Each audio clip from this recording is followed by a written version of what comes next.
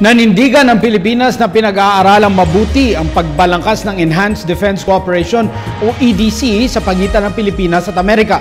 Sinabi ito ni PCO Secretary Sunny Coloma sa report na isa umano sa highlight sa pagbisita ni US President Barack Obama sa Pilipinas ay ang paglagda sa EDC. Ayon sa kalihim, walang kinalaman ang pagbisita ni Obama sa EDC dahil ang pambansang interes ang pangunahing layunin sa naturang kasunduan. Nakapaloob sa pagpapalakas ng defense and security ang maigting na tulungan sa panahon ng kalamidad, sakuna at iba pang pangangailangan.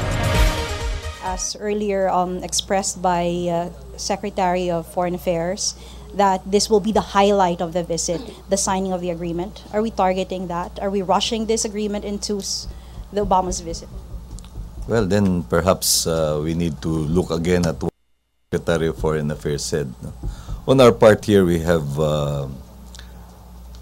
commented on the talks without relation to any other event, because the primary consideration is that the national interest is promoted and upheld.